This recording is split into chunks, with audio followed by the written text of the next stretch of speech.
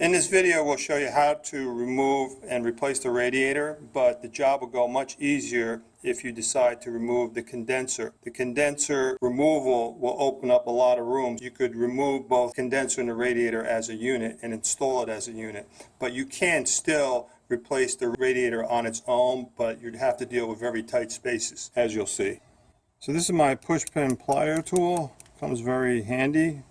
If you don't have this, you could use a thin tip screwdriver. Okay, so the first thing we're going to do is loosen up the coolant petcock on the radiator and drain the coolant.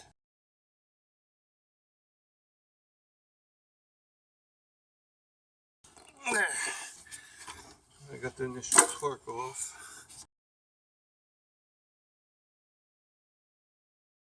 Remove the cap to remove the vacuum so the flow is faster.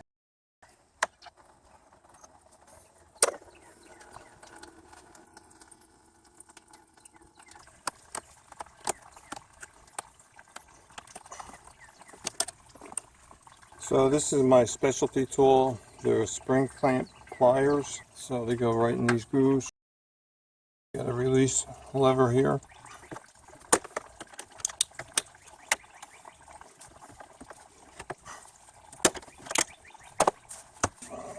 This is probably an old hose, so you have to break the seal.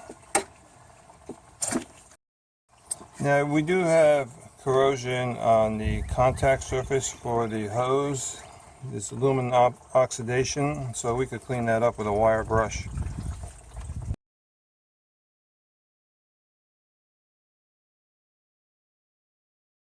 Alright, so we just took this fuse box.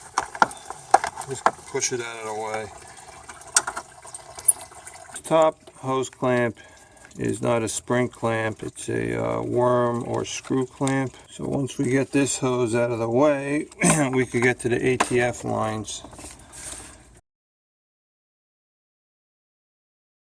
So I use my long nose pliers.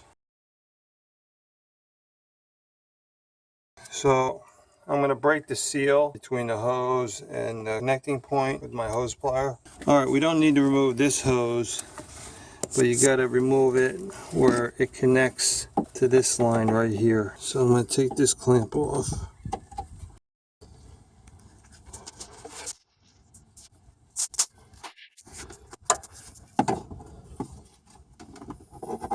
That's coming off.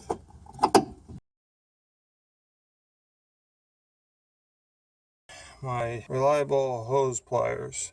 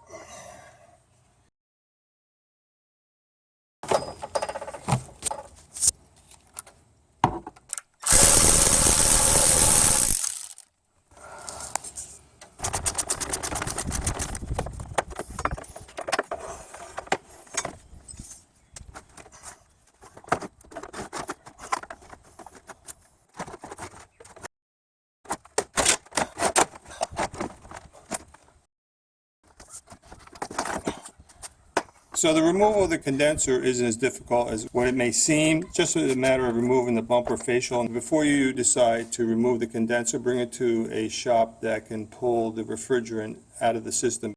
All right, now we're going to take the front bumper facial off.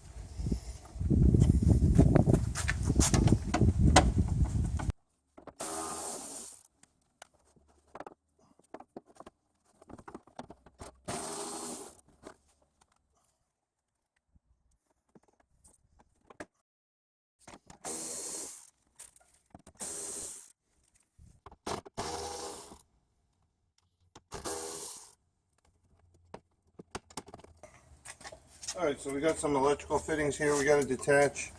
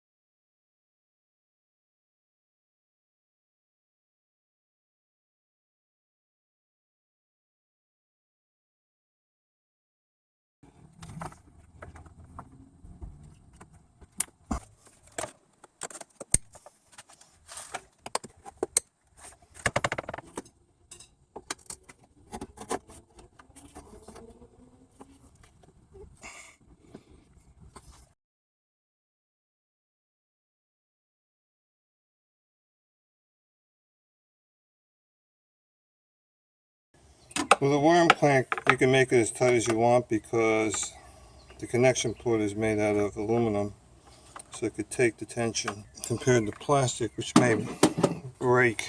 So you want to prefer to use spring clamps on plastic connection points.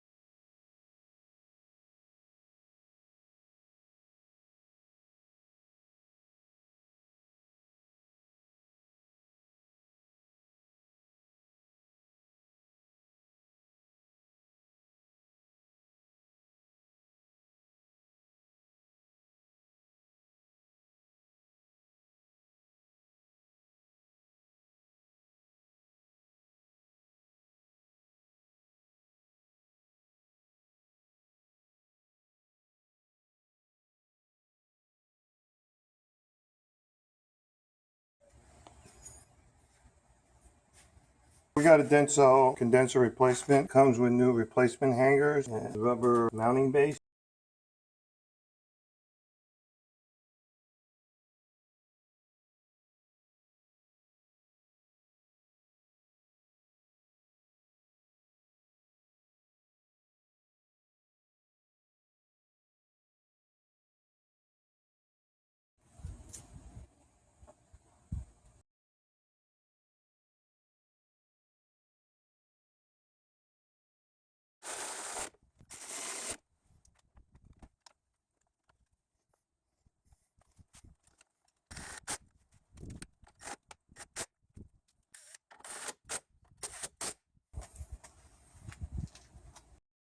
After replacing the condenser with the integrated accumulator, add 1.5 ounces of PAG 40 oil, and we have a link video to show you how to do that.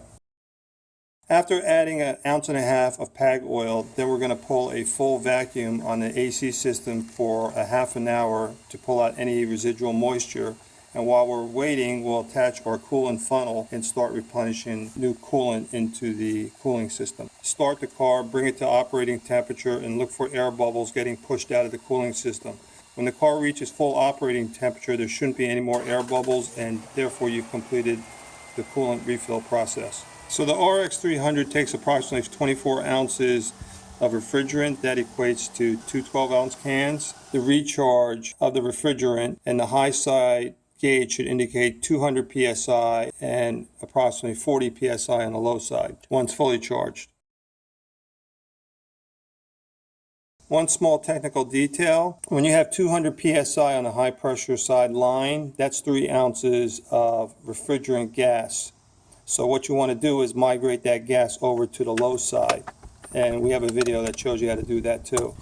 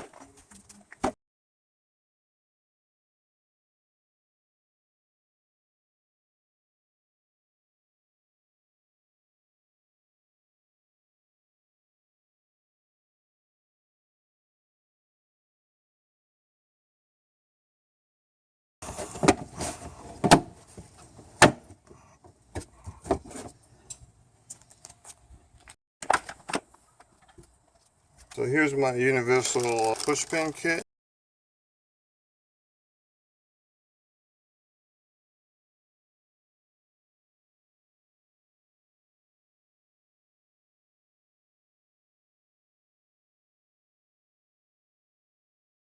And we're done.